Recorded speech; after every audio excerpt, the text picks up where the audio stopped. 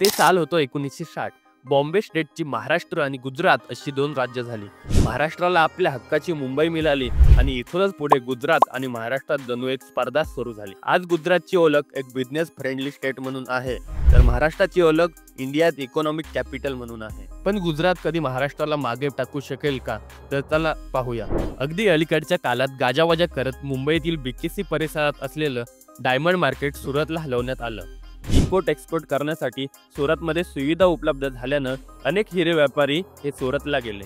मित्रांनो, गुजरात सरकारनेही हिरे व्यापाऱ्यांसाठी एक स्पेशल बिझनेस हब म्हणून सुरत डायमंड बोर्सची निर्मिती केली. मित्रांनो, या टोलेजंका इमारतीमध्ये खूप मोठे असे 2500 ऑफिसेस उभारण्यात आले. सुरतच्या हिरे व्यापाऱ्यांनी सुमारे 3400 कोटी रुपये खर्चून हे एक जागतिक दर्जाचं बिझनेस सेंटर तयार केलं. पण एवढं सगळं असतानाही अगदी वर्षभराच्या आत शिफ्ट झालेले हे सर्व डायमंड ट्रेडर्स पुन्हा मुंबईत आले. कारण काय, तर सुरतमध्ये मुंबईसारखी कनेक्टिव्हिटी आणि बिझनेस ऑपॉर्च्युनिटीज नव्हत्या. मित्रांनो, देशाच्या राजकारणामध्ये गुजरात पॉवरफुल असेलही, पण सगळी सूत्र ही महाराष्ट्रातून, विशेषतः मुंबईमधून हलतात. मुंबईतील बॉलिवूड इंडस्ट्री, पुण्यातील IT हब, महाराष्ट्रातील वेगवेगळ्या जिल्ह्यात असणाऱ्या MIDC यामुळे महाराष्ट्र हा सिनेमा, IT, मॅन्युफॅक्चरिंग, फायनान्स आणि इकॉनॉमी अशा विविध क्षेत्रांमध्ये मजबूत आहे. देशातील संपूर्ण मार्केट जसं की BSE, NSE तसेच RBI, SEBI यांचा पूर्ण कारभार मुंबईतून चालतो. देशातील 60% फायनान्शियल ट्रान्झॅक्शन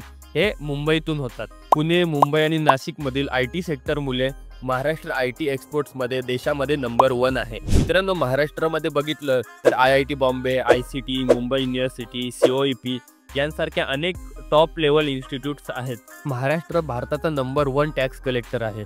दरवर्षी महाराष्ट्रातून 3.5 लाख कोटींचा टॅक्स जमा होतो. Mumbai international airport, Mumbai metro, Navi Mumbai airport, monorail, Maharashtra trans harbour link यांसारखे अनेक मेगा प्रोजेक्ट्स मुंबईमध्ये एकतर सुरू आहेत किंवा ही पूर्ण झालेली आहे. मित्रांनो, असं असलं तरी गुजरात सुद्धा कुठे कमी नाही.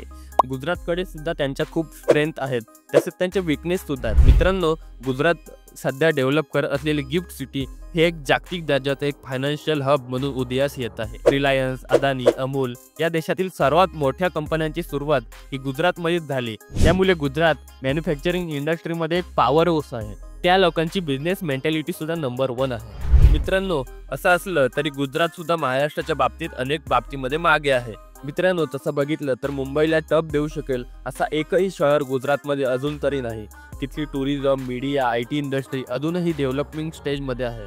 मित्रांनो, गुजरात ग्रो करतोय, पण महाराष्ट्राकडे असणारं ऑल इन वन पॅकेज त्यांच्याकडे नाही. तिथे मोठे प्रोजेक्ट्स येत आहेत. सेमीकंडक्टर कंपन्या गुजरातमध्ये आपला प्लांट सुरू करत आहेत. ऑटोमोबाईल इंडस्ट्रीमध्ये ते पुढे जात आहेत. परंतु महाराष्ट्राचा विचार केला तर महाराष्ट्र सगळ्या बाजूंनी ग्रो करत आहे. IT, मॅन्युफॅक्चरिंग असो किंवा शेती असो, शैक्षणिक एज्युकेशन असो किंवा मीडिया, अशा सगळ्या बाबतीमध्ये महाराष्ट्र हा अग्रेसर आहे. तर मित्रांनो, यावर तुमचं मत काय? गुजरात कधी महाराष्ट्राला मागे टाकेल का? कमेंटमध्ये नक्की कळवा आणि व्हिडिओ आवडला असेल तर लाईक, शेअर आणि सबस्क्राईब करायला विसरू नका.